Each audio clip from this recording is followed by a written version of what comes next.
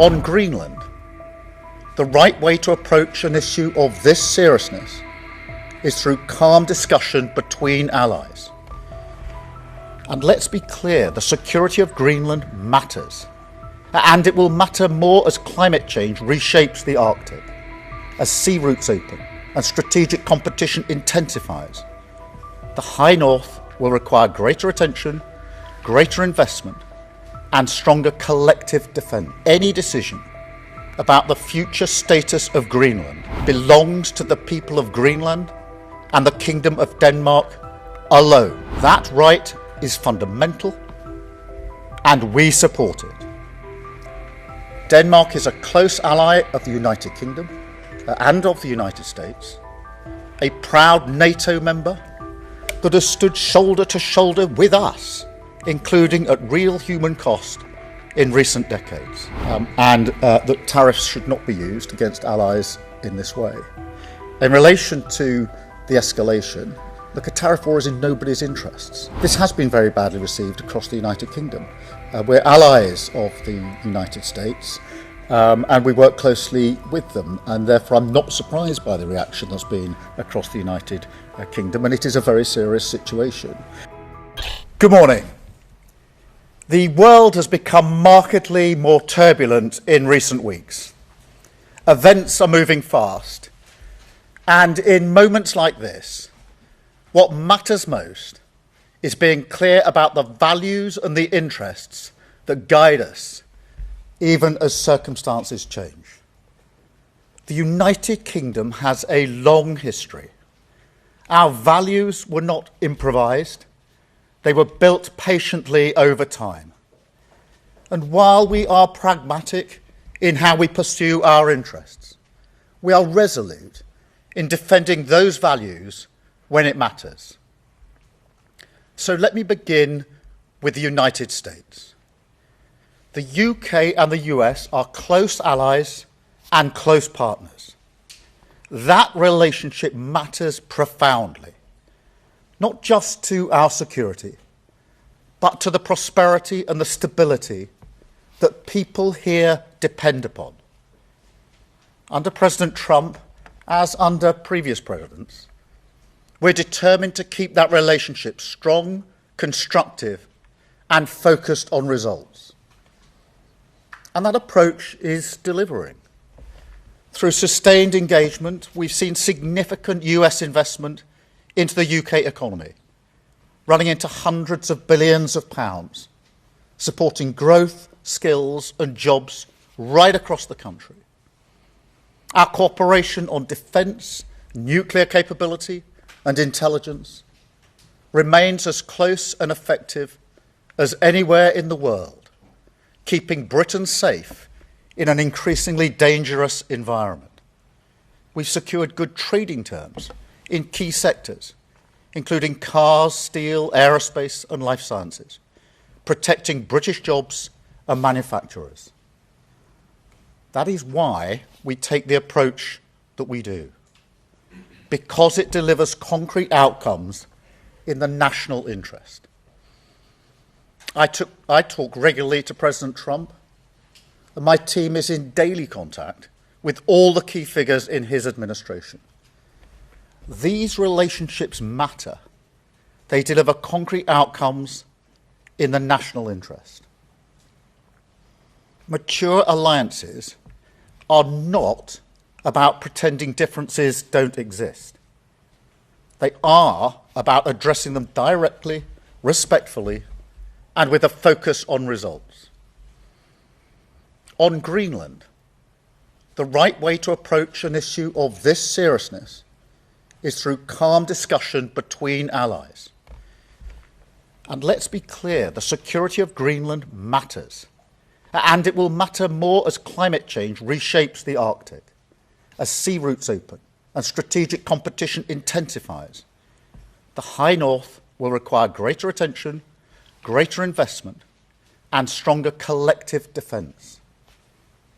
The United States will be central to that effort, and the UK stands ready to contribute fully alongside our allies through NATO.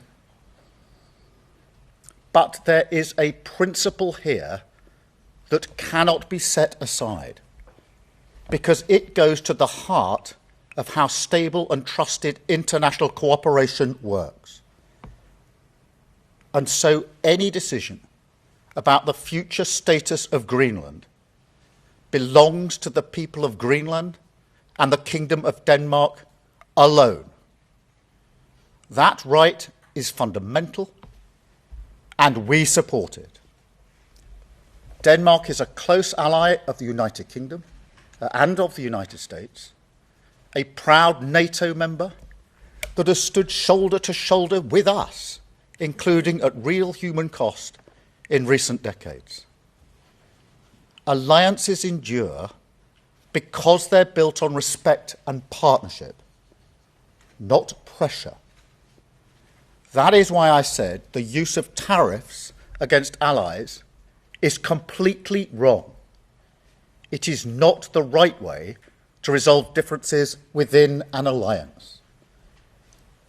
Nor is it helpful to frame efforts to strengthen Greenland's security as a justification for economic pressure. Such measures hurt British workers, British businesses, and the British economy. And that is why I've been so clear on this issue. A trade war is in no one's interest. And my job is always to act in the UK's national interest. That is why yesterday I spoke to President Trump, to European leaders, and to the Secretary General of NATO to find a solution rooted in partnership, facts, and mutual respect. Because that is how strong alliances protect shared interests. Thank you, Prime Minister. Chris Mason, BBC News. This is clearly incredibly difficult. What more in specific terms can you tell us about what you plan to do now? It appears that you're ruling out retaliatory tariffs in the UK. Can you confirm that? And would you consider going to see President Trump face-to-face this week? Thank you. Well, what I'm going to do now is to focus on our national interest and be absolutely clear that that requires us to be clear about the principles that we apply to a situation like this, in particular that the future of Greenland is for Greenland and the Denmark Kingdom, and that tariffs should not be used against allies in this way. In relation to the escalation, look, a tariff war is in nobody's interests, and we have not got to that stage, and my focus, therefore, is making sure we don't get to that stage, and that's what I'm doing at the moment. Thank you, Chris. Beth, can I come to you? Thank you.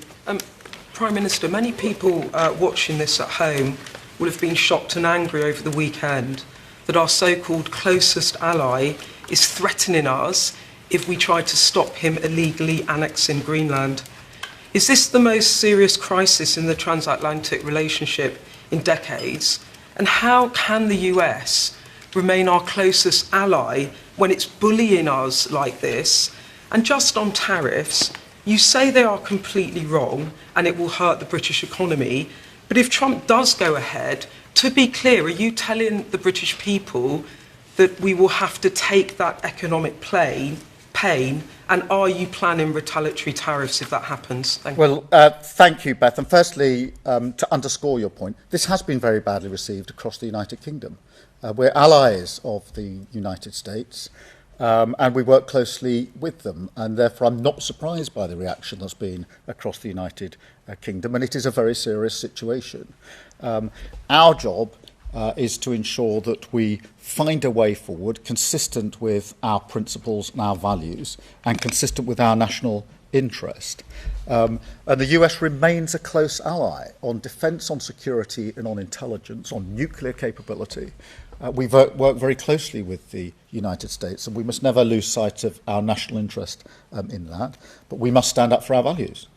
We must be clear about the principles that we are applying here, and will continue to do so. On the question of tariffs, a tariff war isn't in anybody's interests, and therefore what I want to do is to avoid a tariff war, because it will be businesses, workers and families across the country that will be hit by a trade war, and therefore I will do as I've set out, which is to engage with our European allies, with President Trump. And Chris, in response to the second part of your question, I spoke to President Trump yesterday, as I think you all know, and I'll no doubt speak to him again in coming days. Continually, our offices talk all the time, but we must find a pragmatic, sensible, sustained way through this that avoids some of the consequences that will be very serious for our country. Thank you very much.